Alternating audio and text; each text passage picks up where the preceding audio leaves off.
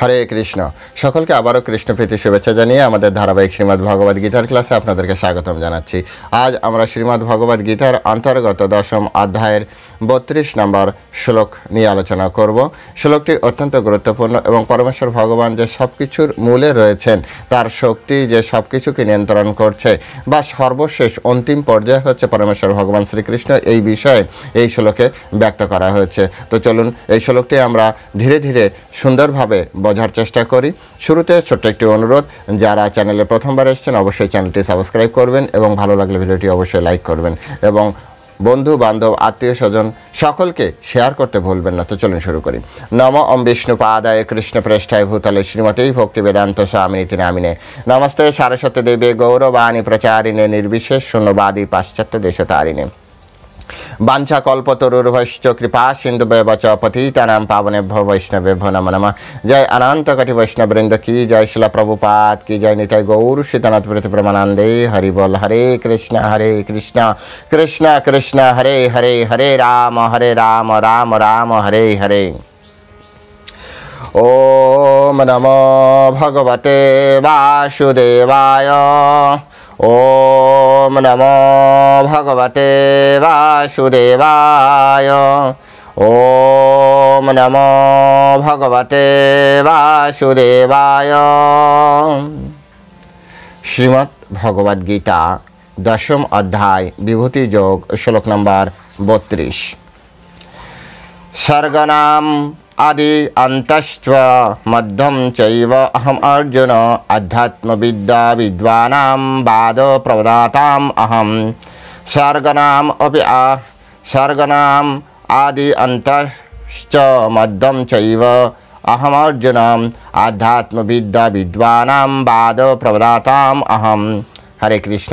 এখন আমরা এই সংস্কৃত শ্লোকের শিল প্রভুপাদ কর্তৃক যে বাংলা ভাষানুবাদ, সেই ভাষানুবাদ আমরা শ্রবণ করব। অনুবাদ: হে অর্জুন, সমস্ত সৃষ্টির বস্তুর মধ্যে আমি আদি, অন্ত ও মধ্য। সমস্ত বিদ্যার মধ্যে আমি আধ্যাত্মবিদ্যা এবং তার্কিকদের বাদ, জল্প ও বিতণ্ডার মধ্যে আমি সিদ্ধান্ত। আমি আরেকবার পড়ছি। পরমেশ্বর ভগবান বলছেন, হে অর্জুন, সমস্ত সৃষ্টির মধ্যে, সৃষ্ট বস্তুর মধ্যে আমি আদি, অন্ত, মধ্য। সমস্ত বিদ্যার মধ্যে আমি আধ্যাত্মবিদ্যা এবং তার্কিকদের বাদ, জল্প ও বিতণ্ডার মধ্যে আমি সিদ্ধান্ত। হরে কৃষ্ণ। জয় শিলা প্রভুপাদ কি জয়। এখন আমরা শিলা প্রভুপাদ কর্তৃক এই সংস্কৃত শ্লোকের উপরে যে তাৎপর্য প্রদান করা হয়েছে, সেই তাৎপর্যের আলোকে আমরা শ্লোকটি বোঝার চেষ্টা করব, হৃদয়ঙ্গম করার চেষ্টা করব। শিলা প্রভুপাদ এখানে সুন্দরভাবে বলছেন যে সৃষ্ট বস্তুর মধ্যে সমগ্র জড় উপাদান প্রথম সৃষ্টি হয়। যখন সৃষ্টি শুরু হয় তখন প্রথম জড় উপাদান সৃষ্টি হয়। প্রথমেই এই সব কিছু মানুষ বা গাছপালা, জীবজন্তু এগুলো ডিজাইন করা হয় না। প্রথমে হচ্ছে জড় উপাদান সৃষ্টি করা হয়। সেই উপাদানগুলি কি? এই উপাদানগুলি যে আপনার মহত্তত্ত্ব থেকে শুরু করে এই এ পর্যন্ত রয়েছে আপনার মাটি, জল, আগুন, তারপরে বায়ু, এগুলি। তো পূর্বে এগুলি সুন্দরভাবে ব্যাখ্যা করা হয়েছে, 7ম অধ্যায়ে সুন্দরভাবে ব্যাখ্যা করা হয়েছে এবং তারপরে করা হচ্ছে যে আমাদের যে পরমেশ্বর ভগবান শ্রীকৃষ্ণ, তিনি কি সব কিছু করেন? তো বলছে না। তো প্রথম ভগবান নিজেকে পুরুষ অবতারে, কার্যকারণ সম্পর্কের ভিতরে নিজে আপনার কি করেন? নিজে পুরুষ অবতারে যিনি করান, সেই পুরুষ অবতারে তিনি আবির্ভূত হন বা পুরুষ অবতারে নিজেকে প্রকাশ করেন। প্রথমে আসে কারণদক্ষায় বিষ্ণু, তারপরে আছে গর্ভদক্ষায় বিষ্ণু, তারপরে আছে ক্ষীরদক্ষায় বিষ্ণু। ভগবানের এই হচ্ছে পুরুষ অবতার। এই পুরুষ অবতার ওনারাই এই সমস্ত কিছু ডিজাইন করেন। গর্ভদক্ষায় বিষ্ণুর নাভি পদ্ম থেকে ব্রহ্মা সৃষ্টি হয়। সেই ব্রহ্মা কিন্তু এই সমস্ত ইউনিভার্স বা এই ব্রহ্মাণ্ড ডিজাইন করেছেন এবং তাকে যে শক্তি প্রদান করেছেন, সেই শক্তির মাধ্যমেই সব কিছু তৈরি হয়েছে। তাকে প্রথমে যে তিনি দীর্ঘদিন মেডিটেশন, কয়েক হাজার বছর মেডিটেশন করার পরে তাকে প্রথম যে প্রণব শব্দ দেওয়া হয়, অর্থাৎ ওমকার। ওম। এখনও অনেক ভক্তবৃন্দ আছেন যারা হয়তো বৈষ্ণব নন, কিন্তু ওমকার, বিভিন্ন সম্প্রদায় আছে যারা ওম মেডিটেশন করেন এবং অত্যন্ত পাওয়ারফুল মেডিটেশন। সৃষ্টির শুরুতে প্রথম শব্দ হচ্ছে ওম। এই ওম শব্দ নিজেকে প্রথমে কি করে? নিজেকে বৃহৎ করে গায়ত্রী ছন্দে। ওম থেকে শুরু হয় গায়ত্রী। এই জন্য আর গায়ত্রী থেকে তৈরি হয় বেদ। আর বেদের ভিতরে সমস্ত মানে কি বলে এন্টার ইউনিভার্স যা কিছু আছে সব কিছু বেদের ভিতরে ইনক্লুড আছে। তো এইভাবে বেদ হচ্ছে, বেদের মাতা বলা হয় হচ্ছে গায়ত্রীকে, আর গায়ত্রীর মাতা হচ্ছে প্রণব বা ওম অক্ষর, একাক্ষর বলা হয়, ব্রহ্ম অক্ষর যেটাকে বলা হয়। এইভাবে সমগ্র এই বিশ্ব সব কিছু আপনার সৃষ্টি হয়েছে তো ওম শব্দের মাধ্যমে। তো এখন কথা হচ্ছে যে এই যে বলছে যে পরমেশ্বর ভগবান হচ্ছে স্বর্গ, স্বর্গ মানে হচ্ছে সৃষ্টি। অনেকে বলে স্বর্গ মানে হচ্ছে স্বর্গলোক, না, স্বর্গর একটি অর্থ সৃষ্টি অর্থে বোঝায়। তাই এখানে স্বর্গ, স্বর্গনাম আদি অন্ত, অর্থাৎ সৃষ্টির ভিতরে আদি অন্ত এবং মধ্য, তা কাকে? চৈব অহম অর্জুন, পরমেশ্বর ভগবান শ্রীকৃষ্ণকেই মানতে হবে। কিভাবে মানবেন? যেমন সৃষ্টি শুরুতে ভগবান কি ডাইরেক্ট সৃষ্টি করেছেন? না, কিন্তু সৃষ্টি করার যে কারণ, সর্বকারণ ও কারণম, তিনি হচ্ছেন সমস্ত কারণ হিসেবে কাজ করছেন। তিনি সমস্ত সোর্স হিসেবে, শক্তির সোর্স হিসেবে তিনি কাজ করছেন। যেভাবে আমাদের গৃহে লাইট জ্বলে, লাইটটি একটি পাওয়ার হাউস থেকে লাইন আসে, পাওয়ার হাউস আমাদের ঘরে নেই, কিন্তু পাওয়ার হাউসে পাওয়ার ওটা সাপ্লাই হচ্ছে তারের মাধ্যমে এবং আমাদের ঘরে লাইট জ্বলছে। আমরা সুইচ চাপ দিলেই ভাবছি আমরা লাইট জ্বলছে, সুইচ চাপ দিলে লাইট জ্বলার কথা না, যতক্ষণ না পর্যন্ত ওটা পাওয়ার হাউসের সাথে কানেক্টেড না থাকছে। পাওয়ার সাপ্লাই হতে হবে, মূল বিষয় পাওয়ার সাপ্লাই হতে হবে। ঠিক একইভাবে ব্রহ্মা এই জগৎ সৃষ্টি করেছে, এটা তো ঠিক, সুইচ চাপ উনি দিয়েছে, এটা ঠিক, কিন্তু ওনার ভিতরে যে কারেন্ট প্রবাহে অর্থাৎ শক্তি প্রদান করা হয়েছে সেটি এসছে পাওয়ার হাউস থেকে। সেই পাওয়ার হাউসকে, সেই পাওয়ার হাউস হচ্ছে বিষ্ণু তত্ত্ব, সেই উনি শক্তি প্রদান করেছেন, উনি ওনাকে কার্যে প্ররোচিত করেছেন, তাই সৃষ্টি করা হয়েছে। সেই জন্য পরমেশ্বর ভগবান বলেন যে সৃষ্টি আমার থেকে এসছে, আদি আমি, সৃষ্টির আদি কৃষ্ণ ভগবান, বিষ্ণু তত্ত্ব। তারপরে তিনি বলছেন মধ্যে এই যা কিছু চলছে এখন তার ভিতরেও পরমেশ্বর ভগবান শ্রীকৃষ্ণ। তারপরে তিনি বলছেন যে অন্ত, অর্থাৎ লাস্টে অন্তিম কাজ কে করবেন? অন্তিম কাজ করবেন শিবজি মহারাজ। এখন শিবজি মহারাজ কার সৃষ্টি? শিবজি মহারাজ পরমেশ্বর ভগবান শ্রীকৃষ্ণ কর্তৃক সৃষ্টি হয়েছে। কিসের জন্য? প্রলয় কাটানোর জন্য। তাই এগুলি আমাদের বুঝতে হবে যে পরমেশ্বর ভগবান শ্রীকৃষ্ণ তিনি বিভিন্ন সময়, বিভিন্ন রূপে, বিভিন্ন কার্য করার জন্য এই জগতে তিনি আবির্ভূত হচ্ছেন বা তিনি নিজেকে প্রকাশ করছেন, বিভিন্ন প্রকাশ, যা সব কিছু পরমেশ্বর ভগবান শ্রীকৃষ্ণ থেকে। শ্রীকৃষ্ণের আগে কিচ্ছু নেই, শ্রীকৃষ্ণের আগে কিছুই নেই। শ্রীকৃষ্ণ হচ্ছেন সুপ্রিম পার্সোনালিটি অফ গডহেড, পরমেশ্বর ভগবান, তার থেকেই সব কিছু এসেছে। পরে বলছে যে আধ্যাত্মবিদ্যা বিদ্যানাম, অর্থাৎ আধ্যাত্মবিদ্যা, এই জগতে অনেক ধরনের বিদ্যা আছে। আমাদের এই জড়জগৎকে পরিচালনা করার জন্য জড়জাগতিক ভৌতিক জ্ঞান যেটাকে বলা হয় জড়জাগতিক জ্ঞান, এছাড়া আধ্যাত্মিক তত্ত্ব জানার জন্য আধ্যাত্মিক জ্ঞান আছে। তো আমাদের শাস্ত্রে আমাদের যে মূল যে সেটি হচ্ছে আমাদের ভগবানকে জানার জন্য মূল হচ্ছে আধ্যাত্মবিদ্যা। ভৌতিক বিদ্যার মাধ্যমে আমরা ভগবানকে জানতে পারি না। ভৌতিক বিদ্যা একটা পর্যায়ে যে না মানুষ শান্ত হয়ে যায়, একটা পর্যায়ে যে তিনি আর জানার আগ্রহই হারিয়ে ফেলেন। তিনি ভাবেন যে আমি অনেক কিছু জানি। ভৌতিক জ্ঞান অত্যন্ত কি বলা যায়, অত্যন্ত ভয়াবহ এর পরিণতি আছে। তাই ভক্তিবিনোদ ঠাকুর বলেছেন, জড়বিদ্যা যত মায়ার বৈভব তোমার ভজনে বাধা, মোহজন মায়া অনিত্য সংসারে জীবকে করে গাধা। মোহজনে মিয়া অনিত্য সংসারে, এই অনিত্য সংসারকে আপনার নিজের মতো মনে হয়, সেই জন্য তো আমরা এত বড় বড় বাড়ি করছি, গাড়ি করছি। এই জগৎকে সুন্দর করার নামে এই জগতের বিভিন্ন ধরনের গ্লোবাল ওয়ার্মিং বলেন, ইকোলজি নষ্ট বলেন, গ্রিন হাউস এফেক্ট বলেন, সব কিছু এই মডার্নাইজডের মাধ্যমেই হচ্ছে। তো সেই জন্য আমাদেরকে বুঝতে হবে যে এই শিক্ষা আমাদেরকে গাধা বানিয়ে ফেলেছে। এই জড়জগতে আমরা কেউই থাকবো না, তথাপি এই জড়জগৎকে আমাদের এরকমভাবে আমরা আমাদের মূল যে উদ্দেশ্য, সেই উদ্দেশ্য থেকে আমরা সরে আসছি। আমরা ভাবছি যে জড়জগতে এই অনেক বড় বড় বিল্ডিং করা, অনেক বড় বড় টেকনোলজি তৈরি করা, এটি হচ্ছে আমাদের সভ্যতার মূল নিদর্শন নয়, এটি নয়। মূল নিদর্শন হচ্ছে আপনি আধ্যাত্মিকভাবে কিভাবে বড় হয়েছেন, যে কারণে এই জগতে আপনার জন্ম হয়েছে, সেই বিষয়টি সম্পর্কে আপনি কিভাবে ভাবছেন, এটি হচ্ছে মূল নিদর্শন হওয়া উচিত। তাই সভ্যতার মূল নিদর্শন ভারতবর্ষে, বিশেষ ভারতবর্ষে প্রথম থেকেই আধ্যাত্মিক কালচার করা হয়, আধ্যাত্মিক সংস্কৃতির যে আপনার কি বলা হয় সেটি নিয়ে রিসার্চ করা হয়, নিজেদের ভিতরে আদান প্রদান করা হয়। আধ্যাত্মিক বিষয়তে পরমেশ্বর ভগবান এখানে বললেন আধ্যাত্মবিদ্যা বিদ্যানাম, বিদ্যার ভিতরে আধ্যাত্মবিদ্যা। শিল প্রভুপাদ এখানে খুব সুন্দরভাবে বলছেন যে উন্নত মানের শিক্ষার জন্য জ্ঞানের বহুবিধ গ্রন্থ রয়েছে, যেমন বাইরের কথা তিনি বলছেনই না, ডাইরেক্ট বলছেন যে চতুর্বেদ রয়েছে, চতুর্বেদের তাদের অন্তর্ভুক্ত রয়েছে স্বরদর্শন, চতুর্বেদেরই অন্তর্ভুক্ত স্বরদর্শন, বেদান্ত সূত্র, ন্যায়শাস্ত্র, তারপরে রয়েছে ধর্মশাস্ত্র, পুরাণ, বিভিন্ন ধরনের শাস্ত্রগ্রন্থ রয়েছে আমাদের সনাতন ধর্মে, বেদের অন্তর্ভুক্ত সবই। সুতরাং শিক্ষামূলক গ্রন্থের সমেত 14টি বিভাগ রয়েছে, 14টা বিভাগ রয়েছে। শিলা প্রভুপাদের ভাষায় 14টা বিভাগ রয়েছে বিভিন্ন ধরনের শাস্ত্রগ্রন্থের। আমরা 14টা বিভাগ করতে পারি। আর এগুলির মধ্যে প্রায় সেই গ্রন্থটি আধ্যাত্মিক যা পারমার্থিক জ্ঞান পরিবেশন করছে। এই গ্রন্থের ভিতরে সবগুলো কি পারমার্থিক জ্ঞান প্রদর্শন করছে না? বেদ থেকে বেরিয়েছে, যদিও বেদ থেকে বেরিয়েছে স্বরদর্শন, বেদ থেকে বেরিয়েছে বেদান্ত সূত্র, বেদ থেকে বেরিয়েছে ন্যায়শাস্ত্র, মীমাংসা শাস্ত্র, সব কিছু আপনার ধর্মশাস্ত্র, সব কিছু হচ্ছে আপনার কি বলা যাচ্ছে বেদ থেকে বেরিয়েছে। কিন্তু এই সবগুলো কি পারমার্থিকভাবে আমাদেরকে সহযোগিতা করে জ্ঞান গ্রহণের? বলছে শিলা প্রভুপাদ বলছে না, সব কিছু পারমার্থিক জ্ঞান গ্রহণের জন্য আমাদেরকে সহযোগিতা করে না। তো এখানে যে শাস্ত্রটি আমাদের আধ্যাত্মিক জ্ঞান প্রদানে সহযোগিতা করে, তার ভিতরে সবথেকে বিশেষ করে সবথেকে আপনার শ্রেষ্ঠ পর্যায়ে রাখা হয়েছে শিলা প্রভুপাদ বলেছেন বেদান্ত সূত্র।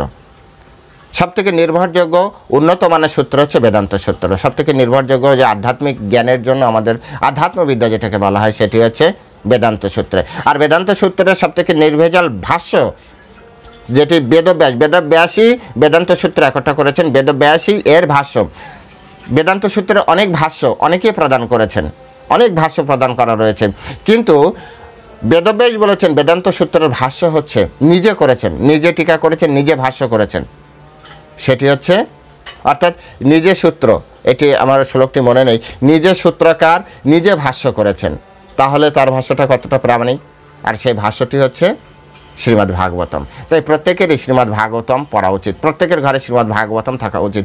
যদি আপনি বেদান্ত সূত্র জানতে চান, যদি আপনি এই যে বিদ্যার ভিতরে আধ্যাত্মবিদ্যা বিদ্যানাম, বিদ্যার ভিতরে যে আধ্যাত্মবিদ্যা অর্থাৎ আধ্যাত্মিক বিদ্যা যদি আপনি জানতে চান, তাহলে আপনাকে অবশ্যই শ্রীমদ্ ভাগবতম পড়তে হবে। কারণ ভাগবতম না পড়লে আধ্যাত্মিক বিদ্যা কখনোই আপনি অনুভব করতে পারবেন না। এবং কিভাবে পড়বেন? তাহলে কি প্রভু নিয়েই আমি পড়তে শুরু করব? না, অবশ্যই নয়। চৈতন্য মহাপ্রভু বলছেন ভাগবত পরগিয়া ভাগবত স্থানে। অবশ্যই শ্রীমদ্ ভাগবতম বা ভগবতীয় গ্রন্থ অবশ্যই ভক্তের তত্ত্বাবধানে পড়া উচিত। আমি আমার লাইফে অনেককে এরকম দেখেছি যারা বিভিন্ন ধরনের শাস্ত্র তত্ত্বজ্ঞ ব্যক্তি, কিন্তু কনক্লুশনে সিদ্ধান্তে আসতে পারছে না। তাদের জীবন চারিদিকে ঘুরছে, বিভিন্ন শাস্ত্র তাদের মুখস্থ আছে হয়তোবা, বিভিন্ন শ্লোক তারা মুখস্থ অনর্গল বলতে পারে, কিন্তু সিদ্ধান্তে আসতে পারে না। দেখলে তাদের পণ্ডিত মনে হয়, কিন্তু সিদ্ধান্তের ব্যাপারে তারা মূর্খের মতো অবস্থান করছে। কারণ এই যে নিগম সমুদ্র, এই যে শাস্ত্র সমুদ্র, এই সমুদ্র থেকে এপার থেকে ওপারে বা সমুদ্রের যে সিদ্ধান্ত, সেই সিদ্ধান্ত বোঝা একমাত্র সদ্গুরুদেবের মাধ্যমেই প্রাপ্তি করা যেতে পারে, সদ্গুরুদেবের মাধ্যমে প্রাপ্তি করা যেতে পারে। ওনারা একটার সাথে আরেকটা কানেক্ট করে তারপরে আমাদেরকে বোঝানোর চেষ্টা করেন। আমরা ভাবি যে আমরা পড়েছি, আমরা বুঝতে পেরেছি, এত সহজ নয়। তাহলে আর স্কুল কলেজও এইভাবে তৈরি হতো না, আমাদের গুরুকুল সিস্টেম তৈরি হতো না, গুরুগিরিয়ে যেতে হতো না, গুরুদেবের বা আপনার হচ্ছে দোকান থেকে বই কিনে কিনেই আমরা সবাই বড় হয়ে যেতাম। নিজে অনেক বই একট্টা করে কখনো শাস্ত্রের সিদ্ধান্ত বোঝা যায় না। তাই শাস্ত্র সিদ্ধান্ত বুঝতে গেলে উত্তমভাবে বলেছেন যাহ ভাগবত পরগিয়া ভাগবত স্থানে। গ্রন্থ ভাগবত নিয়ে যেতে হবে, ব্যক্তি ভাগবতের সান্নিধ্যে যেয়ে তারপরে পড়তে হবে। এরপরে যে আপনি আধ্যাত্মিক যে সিদ্ধান্ত, সেই সিদ্ধান্ত আপনি বুঝতে পারবেন। এখানে সেটি আমাদেরকে স্থাপন করা হচ্ছে।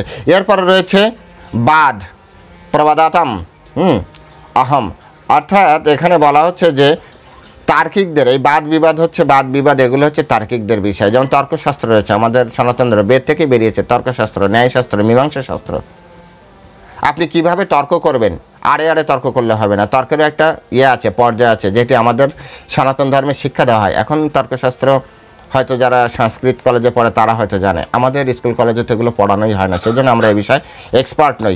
তর্কশাস্ত্র, তারপর হচ্ছে তর্ক অবশ্যই ন্যায়সঙ্গত হতে হবে, ন্যায়সঙ্গত হতে হবে। তর্ক ইচ্ছামতো তর্ক করলে হবে না, ইচ্ছামতো তর্ক করলে কখনো এটা ন্যায়সঙ্গত হচ্ছে না।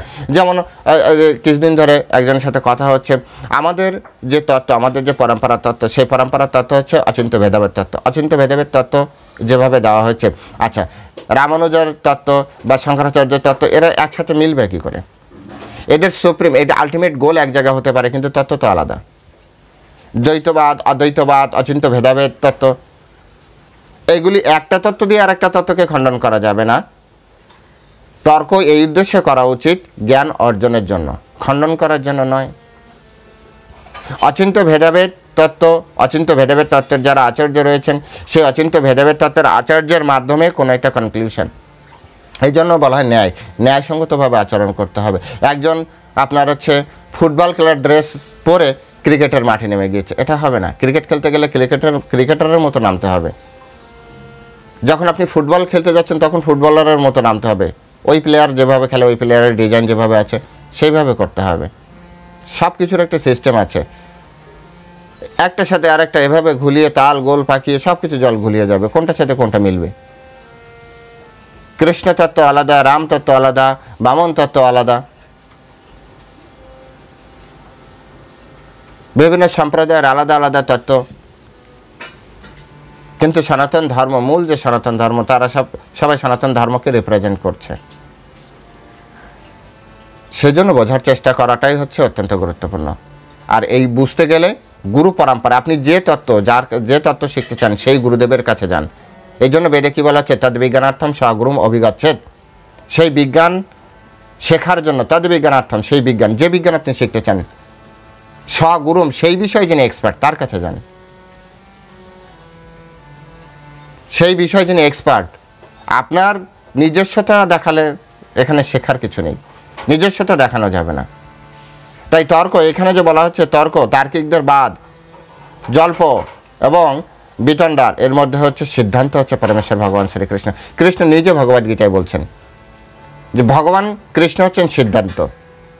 এখন এই যে বাদ বিবাদী প্রতিবাদী, এই যে যুক্তি তর্কের সমর্থনে সাক্ষ্য ও প্রমাণ তথ্যকে বলা হয় হচ্ছে জল্প। আপনি যখন একটা কোনো বাদ বিবাদ করবেন, বাদ বিবাদ করার পরে আপনার প্রামাণিক যে তথ্য থাকতে হবে, এই তথ্যটাই হচ্ছে জল্প। তারপরে বলা হচ্ছে যে পরস্পরকে পরাস্ত করার প্রচেষ্টাকে বলা হয় হচ্ছে বিতণ্ডা।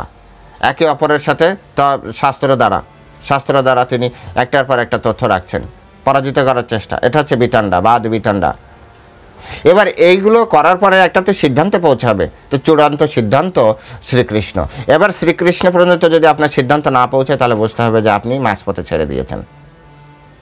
আপনি সাময়িকভাবে একজনের কাছে জিততে পারেন, কিন্তু আপনি কৃষ্ণ অবধি পৌঁছাননি, তো বুঝতে হবে যে আপনি মাঝপথে তর্ক ছেড়ে দিয়েছেন।